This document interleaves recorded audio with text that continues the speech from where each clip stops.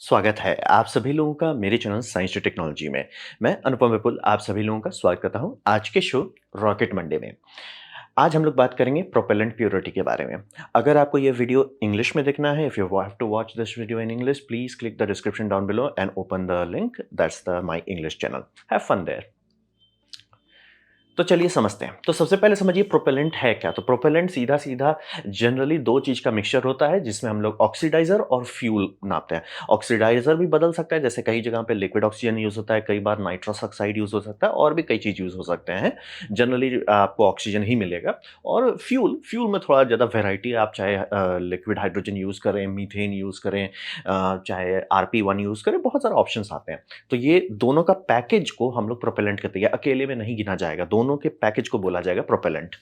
अब रहा बात कि यहाँ पे हम लोग जो इस्तेमाल करते हैं, जो भी अगर आप कह रहे हो कि इसमें केरोसिन यूज़ हो रहा है, तो कॉस्ट लेवल का केरोसिन यूज़ हो रहा है, वो बहुत हाई रहता है, बहुत हाई प्योरिटी इस्तेमाल करते हैं।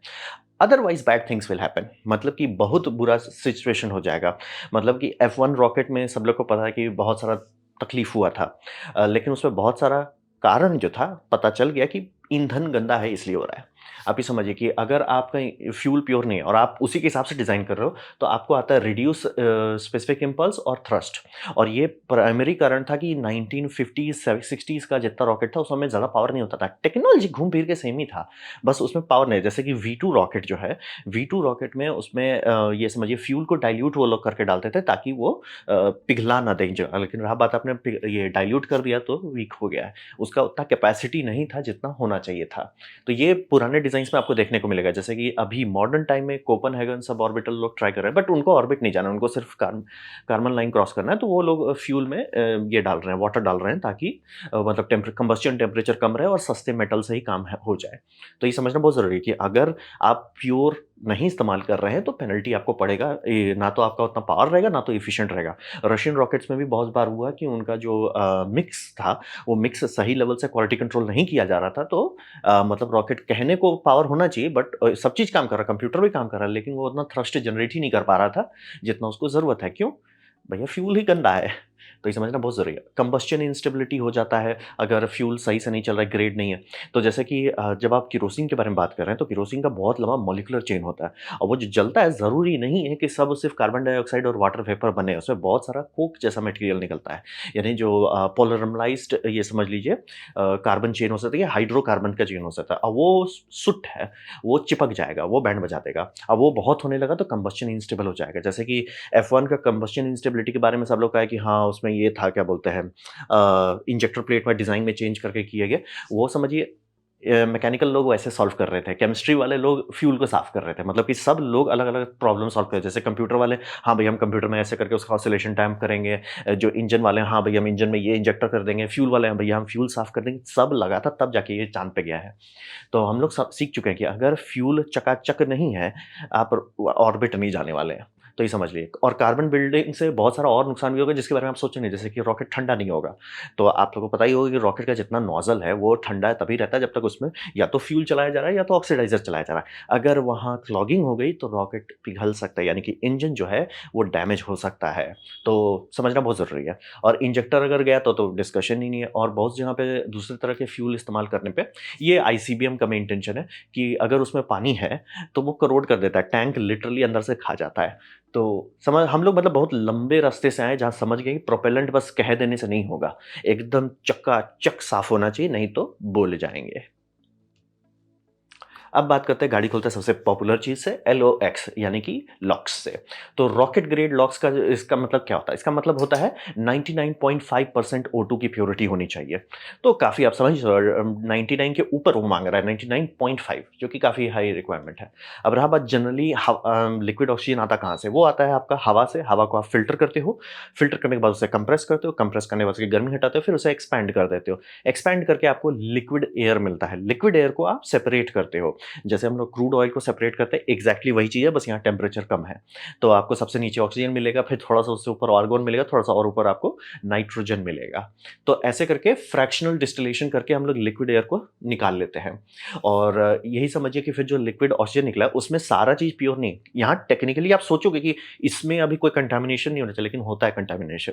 और रहा बात कि जब आप ट्रांसपोर्टेशन कर रहे हैं, तो उसमें भी जैसे आप जो पाइप लगा रहे हैं, जो होज़ लगा रहे हैं, जो मैकेनिज़्म से जा रहे हैं, जो पंप से जा रहा है, वो सबसे थोड़ा-थोड़ा कंटामिनेशन लीक हो सकता है। तो आपका जो टोटल टैंक मतलब है कि मैंने डाल दिया रॉकेट में, आप स्टार्ट किए, आप वहाँ पे अगर टेस्टिंग किए कि भैया एकदम चकाचक आ रहा है, लेकिन आपने पूरा रॉकेट में जो डाल रहे हैं, उसको चेक नहीं किए थे या अपना पूरा प्लंबिंग को डबल चेक नहीं किए थे, कंटामिनेटेड फ्यूल जा सकता है, रॉकेट बूम हो सकता है। तो इसीलिए लिक्विड ऑक्सीजन को कैसे साफ़ करें? तो लिक्विड ऑक्सीजन साफ़ करने के लिए उसे मॉलिक्यूलर शेप से इस तरह के मतलब बॉल्स से भेजा जाता है, जिसमें वो एब्सॉर्प्शन के माध्यम से बहुत सारी चीज़ हटाता है। जैसे कुछ-कुछ चीज़ गलती से भी नहीं होना चाहिए, जैसे कि आपका अ, हाइड्रोकार्बन का चेन अगर गया है तो काम खत्म। हाइड्रोकार्बन नहीं होना चाहिए, पानी नहीं होना चाहिए, मतलब पानी इसमें रह सकता है थोड़ा-थोड़ा मात्रा में, लेकिन जब टर्बुलेंस होता है तो वो मिक्स करके आइस बन सकता है, क्लॉगिंग हो सकती है। और मतलब कि आप सोचिए ना कि यहाँ सेपरेशन तक में आपको ऑलमोस्ट प्योर मिला, लेकिन उसके बाद सारे मैकेनिज़्म जो हैं, वो सारा थोड़ा-थोड़ा कंटामिनेशन ऐड करता है, तो इसीलिए उसको साफ़ करना बहुत ज़रूरी है। फिर उसको कैटेलिस्टिक बेड से ले जाया जाता है, वहाँ पे ऑक्सीडाइज़ करते हैं ताकि हाइड्रोकार्बन नहीं जाए, क्योंकि हाइड्रोकार्बन लिक्विड ऑक्सीजन के अंदर थोड़ा-सा भी स्टैटिक इलेक्ट्रिसिटी हुआ, थोड़ा-सा भी रॉकेट इग्निशन के आसपास आया, वो आग पकड़ सकता है। तो इसीलिए उसको बहुत सीरियसली मेंटेन करते हैं। और रहा बात जैसे स्पेसएक्स का जब रॉकेट ये ऑक्सीजन को साइट पे लेगा, उस ऑक्सीजन को वो लोग लिटरली एक पाइप से ले जाएँगे, उससे थोड़ा-सा बॉयल ऑफ करेंगे। उस बॉयल ऑफ को कंटीन्यूअसली मॉनिटर किया जाएगा कि सारा उसमें कंपोज़िशन सही है कि नहीं। अगर मान लीजिए उसमें बहुत ह्यूमिडिटी डिटेक्ट हो रहा है या बहुत हाइड्रोकार्बन डिटेक्ट हो रहा है, रोक भी सकते हैं शिपमेंट को। तो समझना बहुत ज़रूरी है, मतलब कि बस हवा ले लेके निकाल ली वैसे नहीं होगा। और इसीलिए मतलब स्पेसएक्स के लिए बेस्ट है कि वो ऐसा प्लांट ऑन साइट बनाए कि क्योंकि इतना वो खपत करते हैं लिक्विड ऑक्सीजन का और लिक्विड नाइट्रोजन का, सेंस नहीं बनता किसी दूसरे को पैसा दो जो यही चलाएगा और इससे आपको बस ट्रकिंग का और उसका प्रॉफिट इतना लंबा खर्चा करे। तो किए क्यों नहीं, वहाँ ऑन साइट इलेक्ट्रिसिटी उतनी अच्छी नहीं है, मतलब कि उतना हाई वोल्टेज लाइन नहीं बिछाया हुआ है। तो इसीलिए वो टाइम लग रहा है। बट पेपर में है, पेपर में मतलब उन्होंने जो साइट के लिए किए थे, प्रिपरेशन में डाला हुआ है कि एयर डिस्टिलेशन यूनिट डाला जाएगा। तो क्वालिटी कंट्रोल करना भी आसान हो जाएगा कि सर हम यहीं बना रहे हैं, हम यहीं से साफ़ कर लेते हैं ताकि और फ़िल्टरिंग करने की ज़रूरत ना पड़े। तो वही समझ लॉक्स जो है बस ऐसा नहीं है, मतलब मेडिकल ग्रेड ऑक्सीजन से ज़्यादा फचांग लगता है। तो ये समझिए, यहाँ तो हुआ लिक्विड ऑक्सीजन 99.5%। अब बात करते हैं आरपी-1 के बारे में, जो कि मुझे जेनुइनली अभी तक हज़म नहीं होता कि वो ऐसा दिखता है। वो क्योंकि है केरोसिन है, तो अब रहा बात कि केरोसिन टू आरपी-1 जो है वो एक स्टेप में आप नहीं पहुँचिएगा, कि मतलब केरोसिन मैंने ले लिया डिस्टिलरी से क्रूड ऑयल का, ले लिए खुश। नहीं जी नहीं, उसका कुछ नहीं होगा। तो उसके बाद आप इसको मल्टी स्टेज करें, सबसे पहले आप clean high paraffin crude oil इस्तेमाल करेंगे। नॉर्मल बेसिक क्रूड ऑयल जो है, उसके सोर्सेज़ होते हैं और सब सोर्सेज़ में आपको पता चल जाएगा, जैसे कि कोल होता है, तो कोल कहने को कोल है, सारे कोल एक जैसे नहीं होते, किसी का कार्बन कंटेंट बहुत हाई रहता है, किसी का बहुत गंदा रहता है, नहीं जलाना चाहिए आपको। तो वैसे डिपेंड करता है कि कोल कैसा है। तो वैसे क्रूड ऑयल में भी होता है कि कहीं-कहीं का क्रूड ऑयल ओए होए चकाचक, कहीं-कहीं का क्रूड ऑयल सँभालो भैया इसको और क्या करें। तो पहले आप मटीरियल ही अच्छा स्टार्ट करते हैं और उसमें आप खोजते हैं जिसमें हो हाई पैराफिन क्रूड ऑयल। ये आपका सोर्स अच्छा हो गया। सोर्स अच्छा होने के बाद फिर हाइड्रो ट्रीटिंग आप करेंगे, यानी कि हाइड्रो सल्फराइज़ेशन, मतलब हाइड्रोजन डाल देंगे।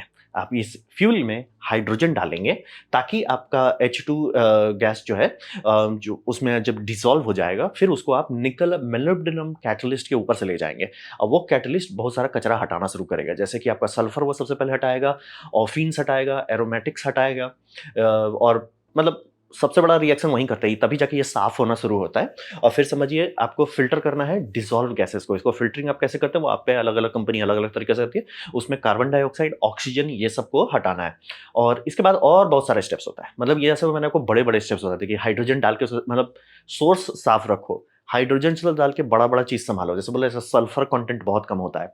हाइड्रोजन सल्फर को खा जाता है, तो हाइड्रोजन और वो कैटलिस्ट दोनों मिल बाँट के सल्फर को खा जाते हैं। सल्फर हटा देने के बाद डिसॉल्व गैसेज़ आप हटाते हो, वो ज़्यादा मुश्किल नहीं है और थोड़ा क्वालिटी कंट्रोल लेकिन बहुत होना होता है, क्योंकि इसको ऐसा बनाया जाता है कि बहुत हाई टेम्परेचर पे स्टेबल रहे। यानी कि अगर ये इतना प्योर नहीं है, वो हो जाएगा, क्या बोलते हैं, मतलब कि आपका जैसे ही आप रॉकेट कूलिंग के लिए आप उसको भेजेंगे, वो वहीं पे जाम हो जाएगा। लिक्विड से जेल में बदल जाएगा, जेल से वो ये बन जाएगा, कोक में बदल जाएगा, काला-काला कोक में बदल जाएगा और वो चिपक जाएगा रॉकेट पे, काम खत्म, रॉकेट गया बूम। तो इसको बहुत फ़िल्टर करते हैं। यही मतलब आप समझिए ना कि एक प्रॉब्लम आप किसी को दीजिएगा, इलेक्ट्रीशियन अलग तरीके से सॉल्व करेगा, मैकेनिक अलग तरीके से सॉल्व करेगा, केमिस्ट अलग तरीके से, तो एग्ज़ैक्टली ये केमिस्ट लोगों का काम था कि भैया हम फ्यूल में जितना प्रॉब्लम है जो कंबस्शन इनस्टेबिलिटी क्रिएट कर रहा है, उसे सॉल्व करते हैं। तो ये करते हैं और इसीलिए आप देखिए फाल्कन 9 जब फैक्ट्री से ब्रांड न्यू निकलता है, जो बूस्टर है, एकदम चकाचक आहा व्हाइट रहता है। फिर जैसे ही वो लैंड करता है, आहा काला हो जाता है। वो क्यों हो जाता है? क्योंकि कोक बन रहा है। क्यों बन रहा है? क्योंकि वो बोला 99.99% अगर आप हज़ारों लीटर उड़ाए जा रहे हो तो सुट्ट निकलेगा इसीलिए। तो और ये बोल रही है प्योरेस्ट फॉर्म में ये दिक्कत हो रहा है कि और इनका इसीलिए प्रॉब्लम था कि शुरू-शुरू वाले वेरिएंट्स में रॉकेट को ज़्यादा यूज़ नहीं है, टरबाइन सब ये जाम होने लग रहा था। बहुत मेहनत लगा है उनको टरबाइन को ऐसा बनाने में कि टरबाइन चिपक ना जाए। तो आरपी-1 ये बहुत महँगा है, फ़िल्टरिंग करना बहुत मुश्किल है और इसीलिए आप देखिए बीच में इसरो काम कर रहा है कि आरपी-1 इस्तेमाल ना करो भैया, बहुत महँगा है। अब बात करते हैं CH4। तो CH4 है लिक्विड मीथेन यानी कि LCH4। तो LCH4 है आता है वो आपका एलएनजी से, यानी कि आपका एलएनजी टैंकर आएगा, इस टैंकर से जो मटेरियल निकला उसमें आप फ़िल्टरिंग करेंगे तब आपको LCH4 मिलेगा। तो एलएनजी का जनरली एक क्राइटेरिया है, यानी कि एलएनजी जब कोई कंट्री बेचता है, जैसे कि रशिया अगर बेच रहा है किसी को, तो उसमें उसका टॉलरेंस होता है, ऐसा नहीं कि कुछ भी बेच दें। तो जनरली ये कहा जाता है 85 टू 95% मिनिमम, मतलब कि 85 से नीचे है तो ये रिजेक्ट कर दिया जाएगा। तो 85 टू 95% आपका होना चाहिए इसमें मीथेन और उसमें थोड़ा-सा कंटामिनेशन होगा ही, नेचुरल है। अब उसमें होता है जनरली ईथेन, प्रोपेन, ब्यूटेन ये सब रहता है और थोड़ा-सा कंटामिनेशन रहता है, जैसे कि आपका nitrogen trace amounts of CO2 और हाइड्रोजन सल्फाइड, सल्फाइड हर जगह सल्फर घुसा हुआ है। सुत उठ के सल्फर घुस जाता है। फिर वाटर वेपर सब रहता है। अब यहाँ तक तो उतना बुरा नहीं, क्योंकि अगर आप एज़ ए ईंधन इस्तेमाल कर रहे हैं कि ठीक है भैया मैं ये एलएनजी ले जाऊँगा, इसको इससे ट्रक चलाऊँगा टाटा की तरह, कोई दिक्कत नहीं है। इससे आप बोलेंगे हम इसको एक्सपैंड करके सीएनजी बना के सीएनजी से ऑटो चलाएँगे, कोई दिक्कत नहीं है। लेकिन रॉकेट में दिक्कत हो जाएगा। रॉकेट में ये 85 टू 95, क्योंकि ये इतना फ्लक्चुएट कर रहा है, कंप्यूटर को नहीं पता कि उसका फ्यूल कितना पावर देगा। वो फ्यूल सिर्फ़ नाप सकता है, ठीक है मैंने 100 लीटर डाला, वो 100 लीटर पावर देगा कि नहीं? और क्योंकि मान लीजिए अगर वो 95 बम बम पावर है, कंप्यूटर पे लगा रहे हैं भैया कम करो बहुत ज़्यादा थ्रस्ट बन रहा है और फिर अगर वो धड़धड़ा के फिर बैड पैच से गया, पावर ही नहीं निकल रहा है, तो दिक्कत हो जाएगा। इसीलिए CH4 अलग करना पड़ता है, तो उसको क्रायोजेनिक फ्रैक्शनल डिस्टिलेशन करते हैं, मतलब उसको डाल के बॉयल करते हैं। बॉयल करके आपको मिल जाता है, नाइट्रोजन निकाल देते हैं, ईथेन, प्रोपेन ये सब बहुत आराम से निकल जाता है और अदर गैसेस जो हैं वो निकल जाता है। फिर इसको वापस वही करते हैं एब्सॉर्प्शन पॉलिशिंग। कई बार आपको ये टर्म सुनने को मिलेगा जब भी आप ये इस तरह की चीज़ के बारे में पॉलिश करो, जैसे वाटर को भी कहते हैं पॉलिश करो वाटर को, तो उसका सीधा मतलब है कि मॉलिक्यूलर सीव से जनरली निकालो और चकाचक कर दो, साफ कर दो। तो वो बचा-खुचा सल्फर और ट्रेस हाइड्रोकार्बन हटाते हैं। हाइड्रोकार्बन अगर मीथेन में गया और मीथेन आप कूलिंग सिस्टम में डाल रहे हैं, दिक्कत हो सकता है। तो ये समझिए और इसमें ये फ़ायदा है कि इसमें उतना कोकिंग नहीं होता है जितना आपका आरपी-1 में होता है, इसीलिए ये रॉकेट चकाचक रहता है, यानी कि जाता भी है सिल्वर शाइनी, आता भी है तो सिल्वर शाइनी ही रहता है, कोई टेंशन वाली बात नहीं है। वो गया भी चकाचक, बोला हम चमकते हुए जाएँगे और चमकते हुए वापस आएँगे और इसीलिए सब लोग इसी पे अब पड़ गए, क्योंकि मतलब आरपी-1 पहले तो खर्चा भी बहुत आता है, ऊपर से नौटंकी भी बहुत करता है। CH4 थोड़ा-सा दिक्कत है, महँगा है, मतलब ऐसा नहीं बोलूँगा कि फ्री है, लेकिन आरपी-1 से सस्ता है और चकाचक रॉकेट आपका जाएगा, चकाचक रॉकेट आ जाएगा। यानी कि रीयूज़ करने में आपको दिक्कत नहीं होगी भैया, इंजन अंदर से खराब हो रहा है। अब बात करते हैं भविष्य में क्या होगा। तो यहाँ पे समझिए कि एक पूरा पुश हो रहा है, पूरी इंडस्ट्री में सब कंपनी कोशिश कर रही है कि ये लॉन्च कॉस्ट कम करो, ठीक है? तो लॉन्च कॉस्ट कम करने के लिए बात आ रहा है कि फ्यूल कितना बड़ा हिस्सा है रॉकेट का। आज के टाइम में आप देखिएगा तो ईंधन मतलब कि फ्यूल का जो कॉस्ट है वो ज़ीरो है। मतलब कि इतना ज़्यादा आप खर्च कर रहे हैं, जैसे आप बिलियन डॉलर खर्च कर रहे हैं एक रॉकेट लॉन्च करने में और आपको कोई बोल रहा है $100,000 का आप फ्यूल डाल रहे हो, क्या मतलब वो ज़ीरोज़ के अंतर हैं उसमें, तो नहीं ध्यान दिया जाता था।